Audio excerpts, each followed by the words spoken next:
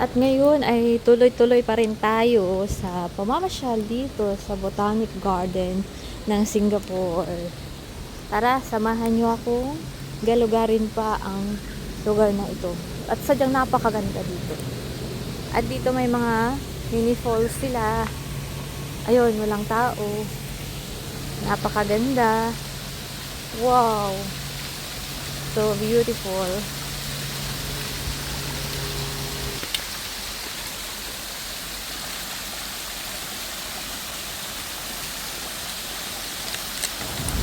At parang napakasarap magmuli-muli dito. Mag-imagine na ikay nasa kagubatan at ganito yung paligid niya. Parang ayoko nang umuwi. Napakasarap tumambay dito. Nakaka-refresh.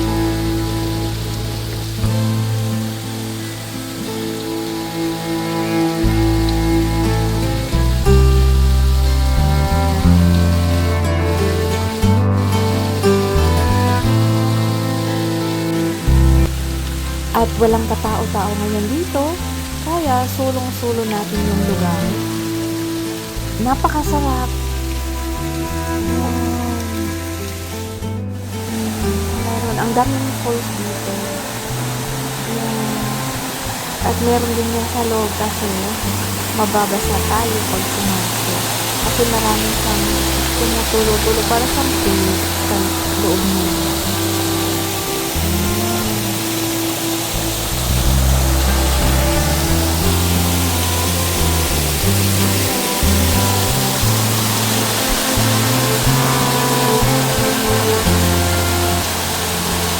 At ito, kung mapapansin nyo, walang naglalakad. Yun. Kung sa iba ay natatakot, pero for me, ito yung gusto ko, magsusolo. Napakaganda. Kasi parang sarili mo yung lugar. Walang mag-interrupt ng mga moments mo.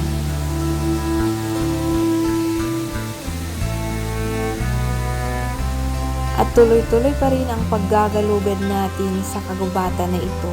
Papasok tayo dito. Ayun.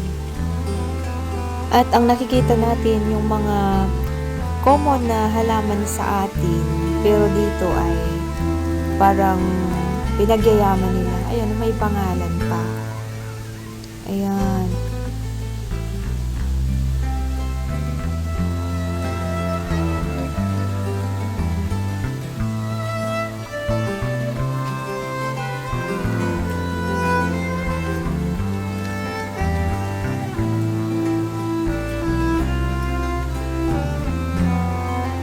At dito, ang mga manok pala ay mga ligaw yan sila.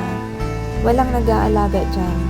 Kaya kapag naglalakad ka dito sa mga park, marami kang makikitang mga manok. Hindi siya hinuhuli kasi ano yan, bawal silang hulihin. Kumbaga dyan sa atin ay mga ibon-ibon lang sila. At itong mga halaman nito na mga common, ayun, may mga pangalan pala.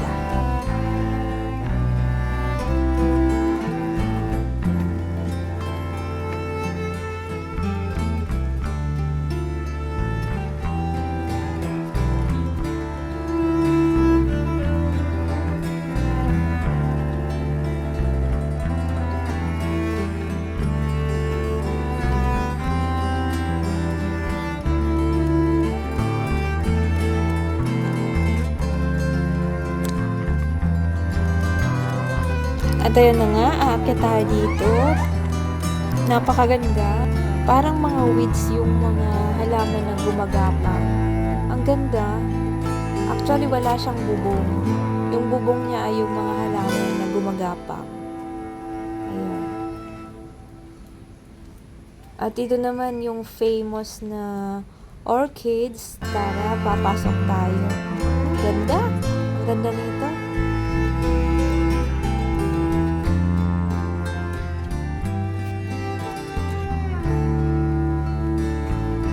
Ayan na. Oh, so beautiful. Para siyang maze sa loob nito. Ayan. Wow! Ang sarap mamitas kahit kunti lang or kahit isang tangkay lang. Kaso hindi pwede. Baka magkaroon tayo ng fine. Ayan. Kaso mabasa yung floor kaya hindi tayo pwedeng umupo. At mag-take ng photo. Ayun. Ayan, yung pinanggalingan ko kanina. Ayan. Ang ganda talaga ng pagkakagawa nila. Ayan. Ito yung sa kabilang side naman. Ayan. Parang kung gusto mo magtago. Kung may pinagtataguan ka pala. Pwede. Ayan. Ang ganda. Kaso lang yung pagpunta natin dito ay maulan kanina. Malakas yung ulan kaya madulas yung nilalakaran natin ngayon. Dahan-dahan. Akyat tayo dito sa stairway to the other side. Ayan, nagsisimula na naman yung ulan. Papalakas na siya. Buti na lang at may dala-dala tayong payong. Ayun, pupunta tayo dun sa kubo. Yung parang pahingahan. Tingnan muna natin yung pinanggalingan. Oh, ganda. Nakakabighani yung ganda ng mga bulaklak. At ito naman yung nasa kabilang side na nasa parting itaas noong pinuntahan natin kanina na parang pasilungan. Ayan. Ang ganda niya, purong halaman lang yung nasa taas ng bubong. Wow! Diba?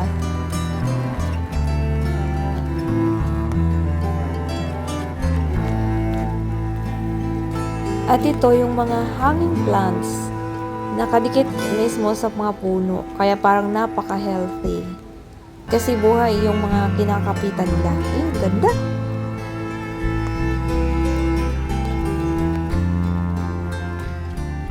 At tuloy-tuloy pa rin tayo. Pupunta tayo dito sa parang rectangle na rest house. Let's go!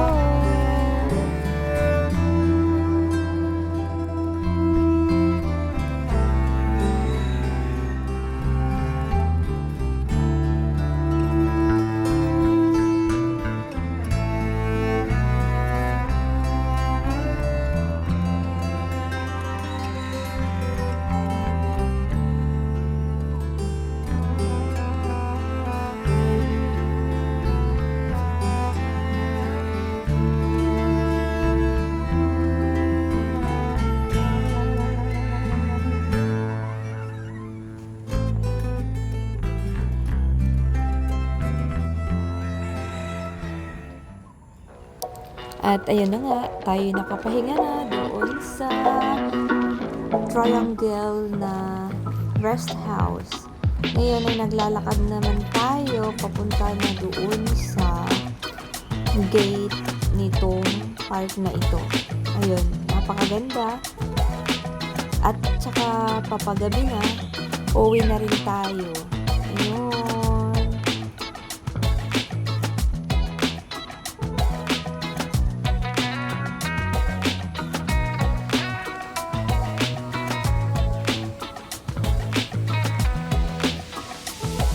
At ito, para siyang bato na umiikot sa fountain. Ayun, di ba? Granite. Ang ganda. Yung parang imaginary na mahuhulog siya kasi nga non-stop yung pag-ikot niya. Pero di ba, ang galing. Wow.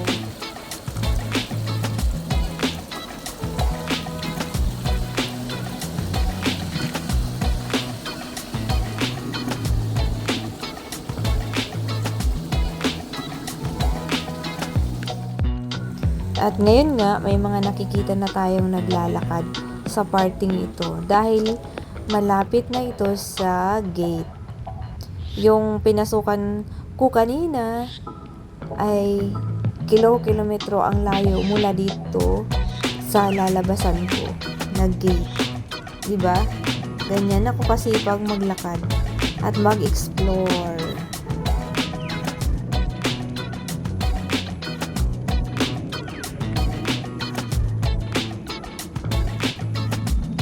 Ayun na, nakasindi na yung mga ilaw nila. Kasi nga, madilim na sa parting ito. Malalaki kasi yung kahoy. Ayun. Parang wala na akong nakikitang tao dito banda. Tingnan natin. Yan. Ang ganda. Lalo na kapag hindi maulan. Ang ganda dito. Umupo dyan sa mga grass. Yan.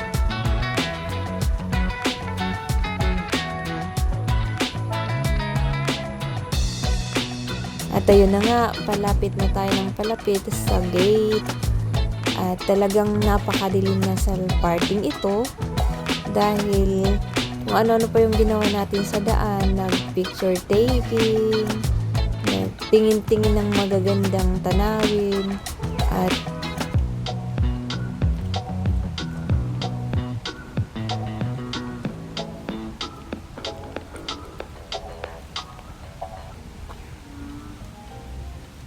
at dito ay liliko tayo dahil may gustong-gusto akong part ng park na ito.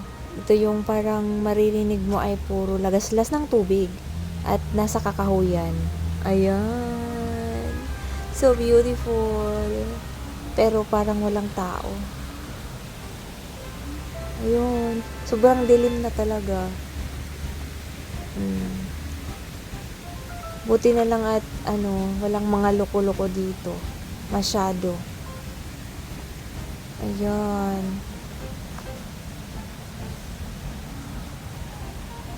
Ayun na. Ito yung pinakagusto kong part. Kasi may upuan dyan. Tapos magbasa-basa. Tapos yung paligid mo, maririnig mo ay mga lagaslas ng tubig. Yun. Ang ganda. Kung hindi lang papagabi na ay sarap sanang umupo dyan. Tuloy-tuloy tayo kasi may nakita akong tao doon. Takot sa tao. Let's go!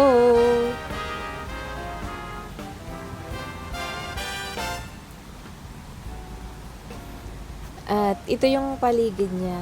Ayan. Ayan. Napakaganda. Oh, wow.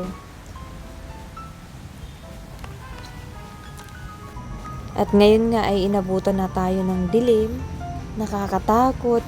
Kasi wala akong makitang kaluluwa. Ayun, may isa.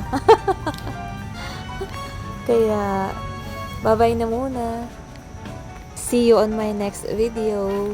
Bye-bye!